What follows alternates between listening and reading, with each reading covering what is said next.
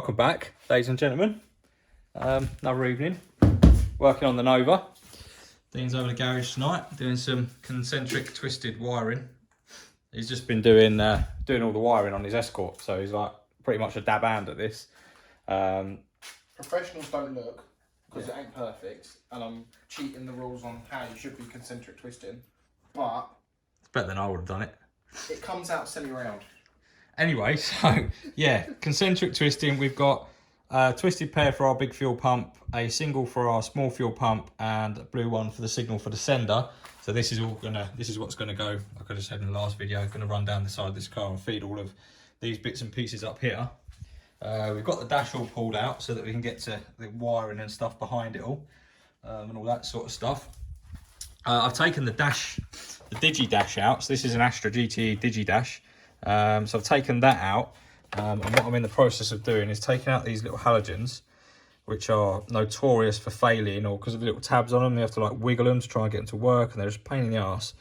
I've got these little 501 non-CAN bus LEDs, and I'm just going to cut them back. I'm going to solder them onto the board, onto the back here, like I did in, this is my one. You can see it just soldered onto the back of the board there.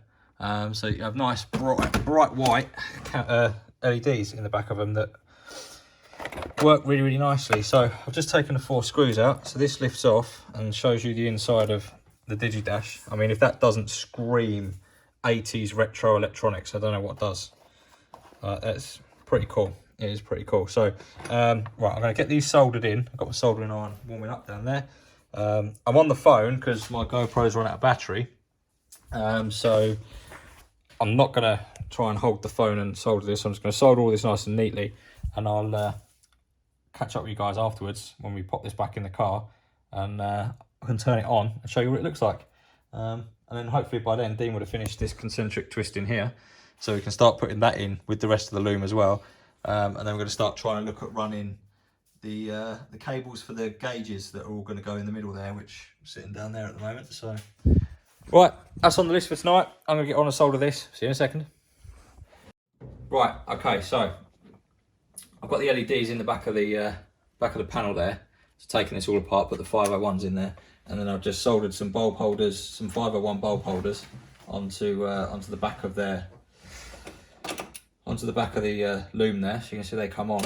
So in theory, this is slightly different to the way I did mine, but it's better than the way I did mine. Because mine I soldered onto the board, and then I worked out that these actually don't need to be soldered onto the board to work. So plug that plug back in, plug that into there, plug that one into there, plug the white plug back in there, and then in theory these are polarity sensitive, so of course I've plugged, right, there we go, yeah, plug both of them in back to front, because you're watching. Turn that around that way, turn that one around that way. Let's try again. Ta-da! There you go. And there you have one LED backlit dash, which is absolutely mint. Right, so with that all plugged in, I'm not going to bother putting this all back properly because it's all got to come out again, but I'll stop it back in there for a minute just so we can kind of see where it is. I need to get some super glue as well, so I see that corner of the dash is cracked. Some super glue so I can glue that back on. I think probably when it was pushed in here in the first place, it was pushed in a bit too hard, and that's probably why it cracked. It is a very tight fit to try and get this to sit back in there. Very tight fit, right. And then what I'll do is I'm just going to grab this, sit that back over the top as if roughly where it, try and line that up, push it back through for now. There we go, and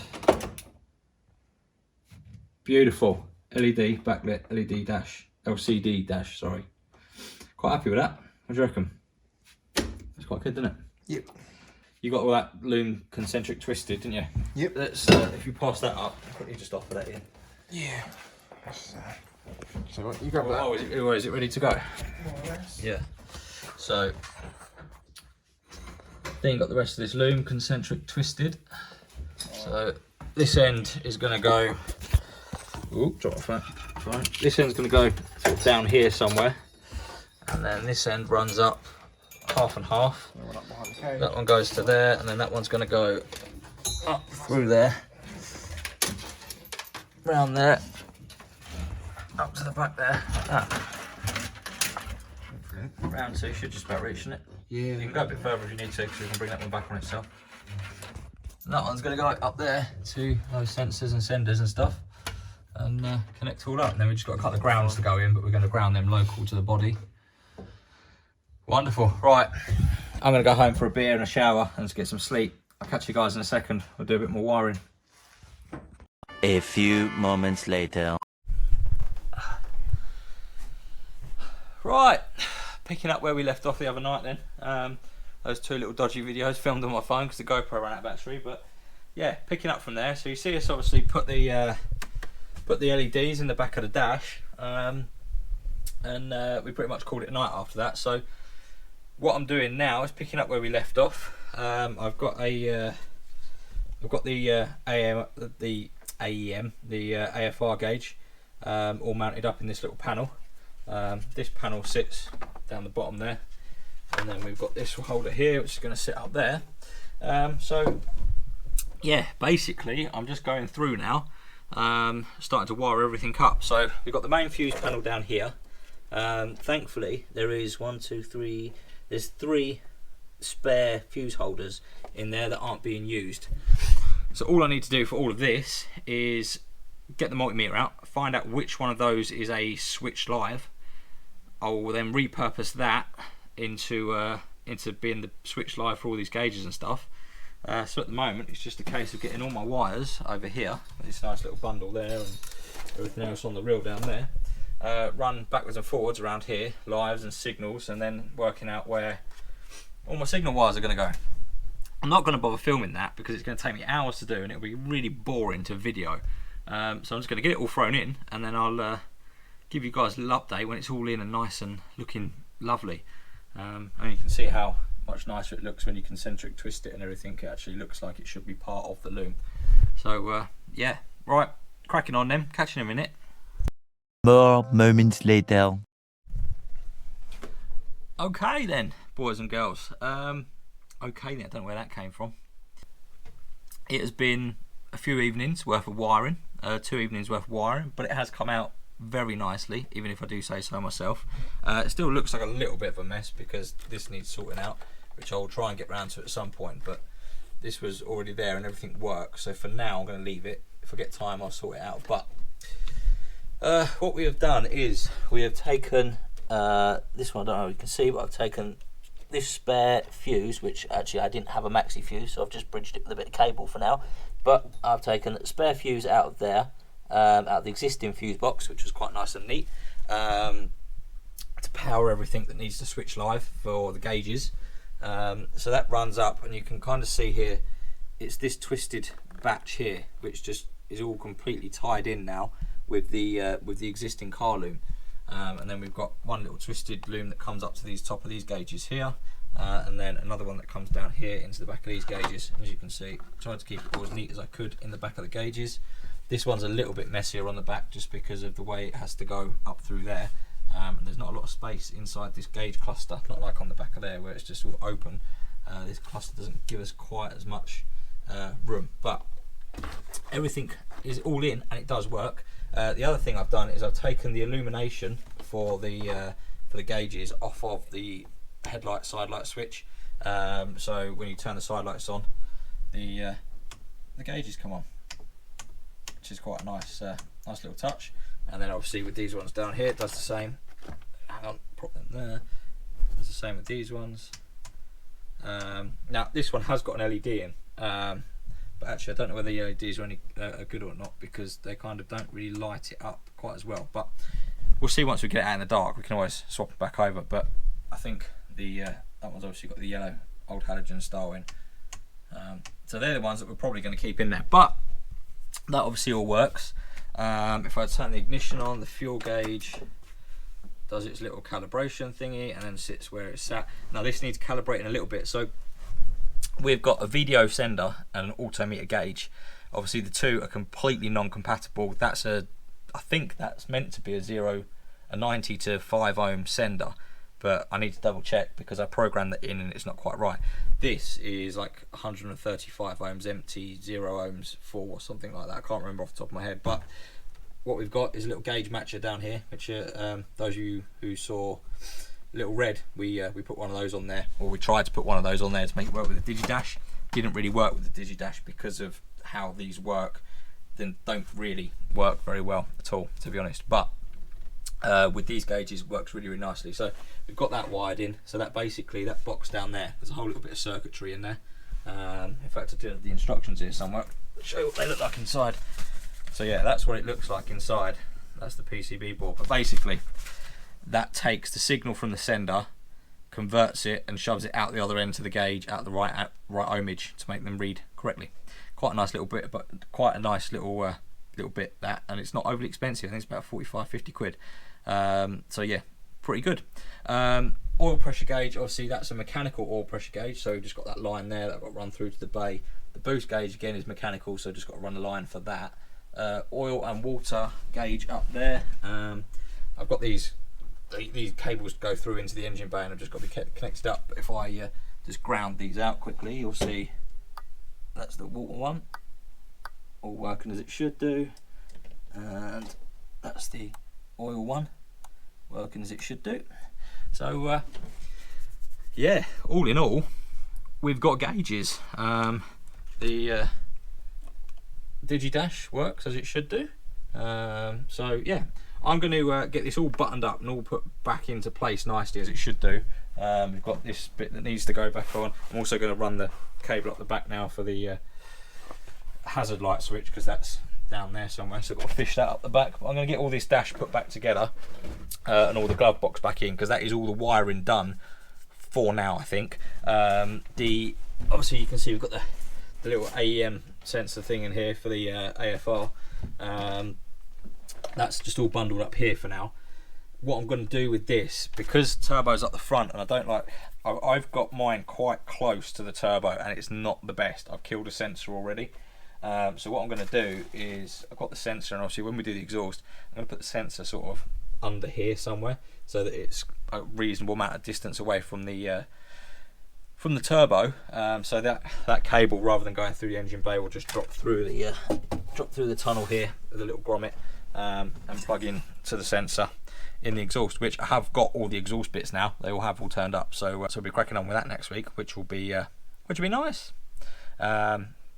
Yeah, right, I'm going to stop waffling. I'm going to get this all together. I've also done a bit more with the fuel system, so I'll show you that as well in a minute. Although I am one bit missing, which is annoying, because I could have put fuel in it. In fact, I brought a jerry can of fuel with me tonight. I had planned on putting fuel in it, but I am one little fitting missing. But right, I'm waffling. I'm going to put all this back in. Catch you in a second.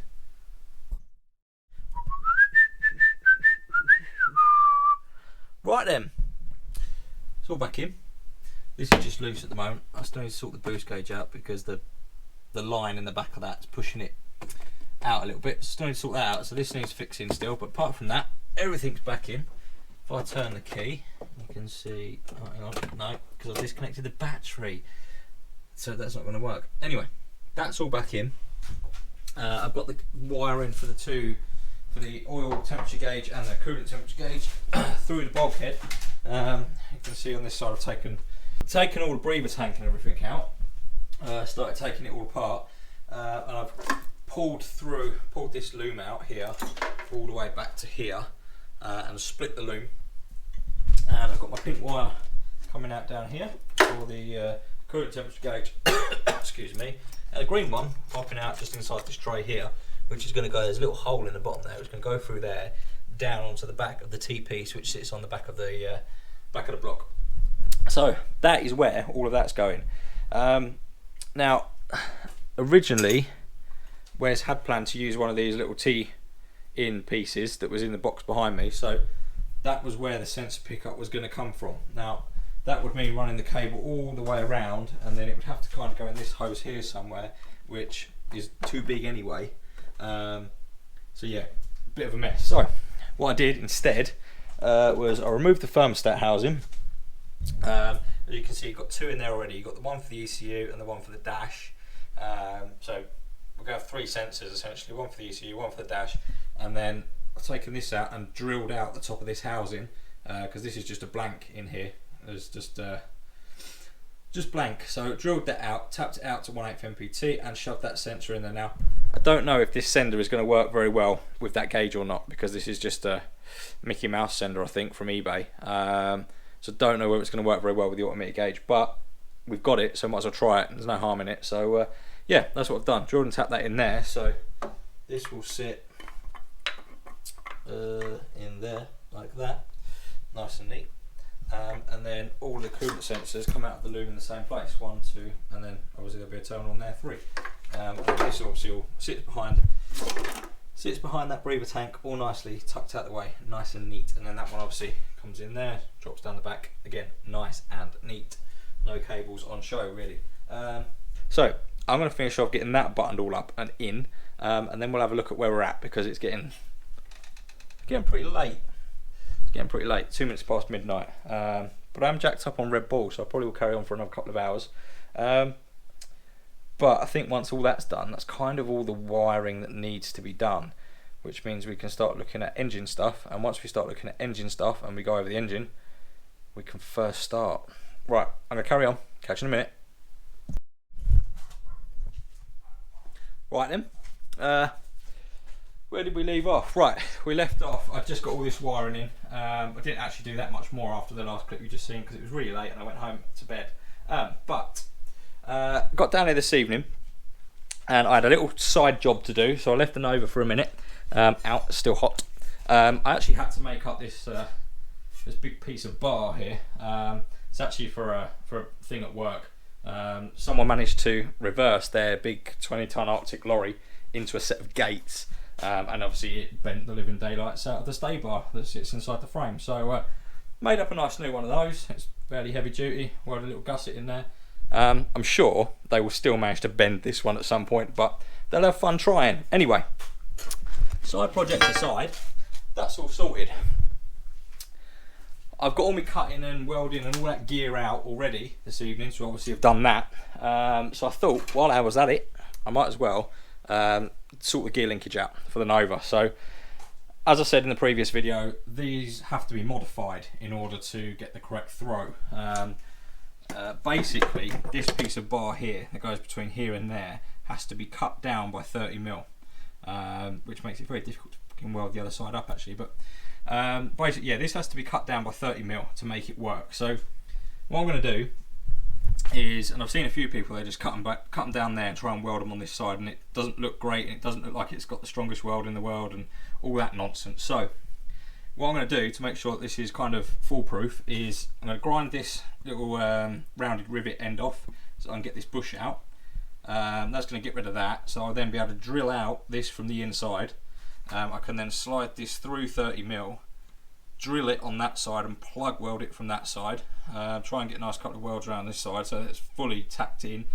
And then to get this back in, what I'm going to do is I'm going to drill that pin, and once I drill the pin I'm going to tap the pin, and then we'll put a flathead, like a pan head flat washer, machine screw and washer in there to hold that in nice and tight. So I'll pop you up there somewhere, I suppose, something like that, like I usually do, and crack on, get this sorted, see if we can can't get some gears selecting in the old gearbox, because that would be very nice.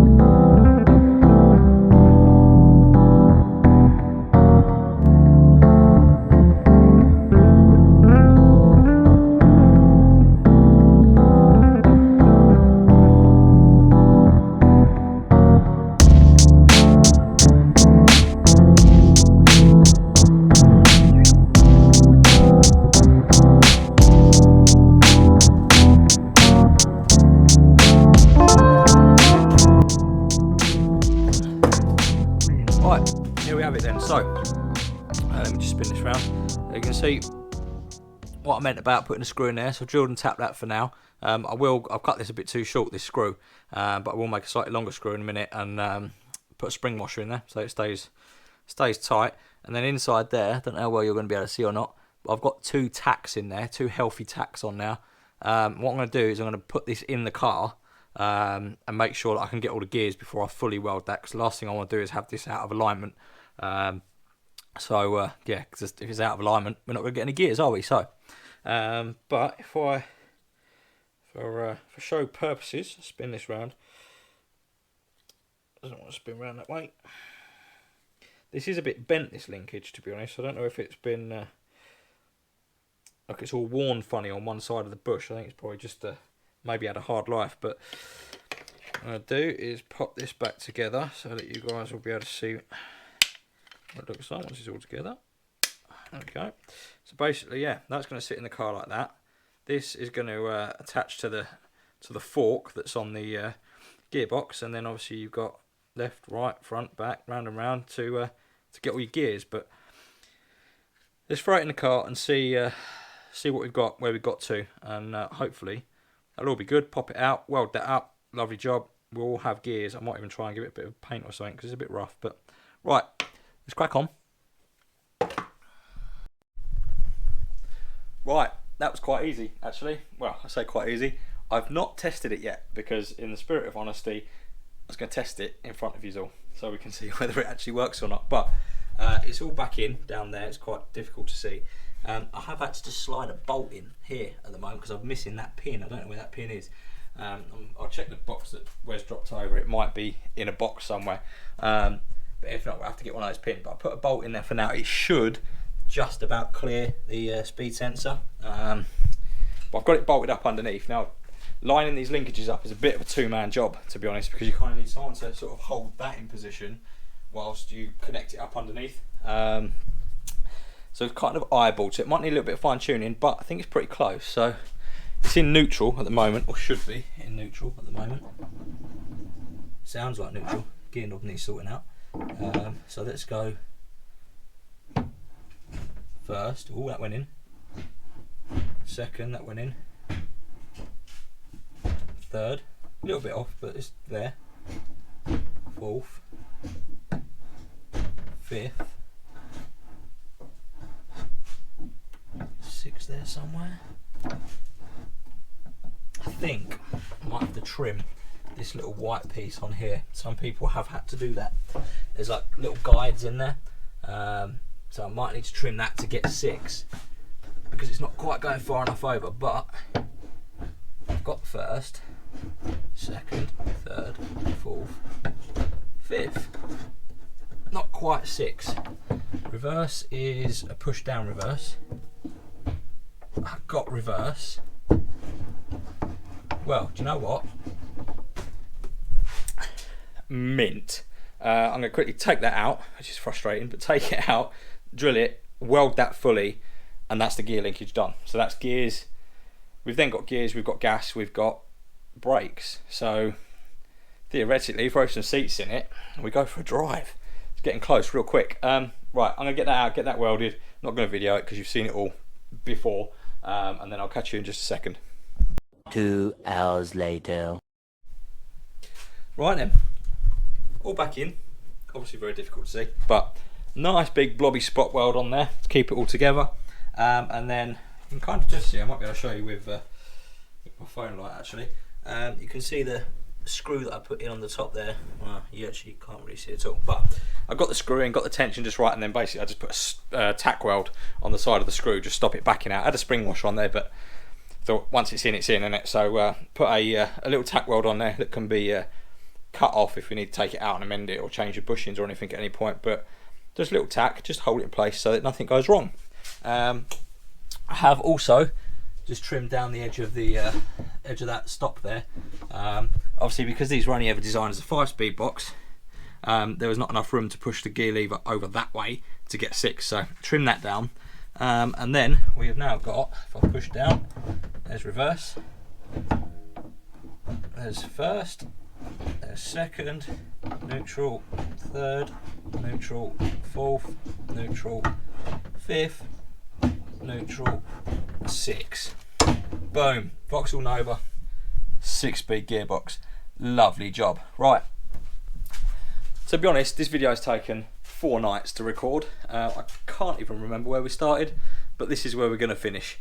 I'm actually going to carry on for tonight and probably start doing a bit of time lapsing for the next video. I'll quickly show what we're going to get onto. Exhaust is here, by the way, but that will be probably one video after the next. But started taking all the front of the car off. We've got to do something about this cross member because it's been butchered down here. So we've got to do something about that. I'll do something about these intercooler mounts because they're not the best. And I've got to do something about this boost pipe routing here because there's no room for a filter or anything on there at all. To be honest, I don't think there's ever going to be room for a filter on there, so it might just have to be a turbo guard. But as you can see in here, actually let me just get a light, hang on. As you can see in here, the turbo drain is very close to the exhaust, not ideal. The boost, cold side for the boost, hot side for the boost, sorry, is very close to the exhaust, not ideal. The exhaust is very close to the cross member, not ideal. And this kind of goes step down, bend, step down, bend, step down, bend, bend, step up into the thing there. So again, completely less than ideal. So I'm going to spend the rest of the evening tackling this and trying to get my head around how we're going to do it. I think, to be honest, I'm going to cut that downpipe off there and just completely redesign the downpipe because there's loads of room at the back here, in here, compared to here.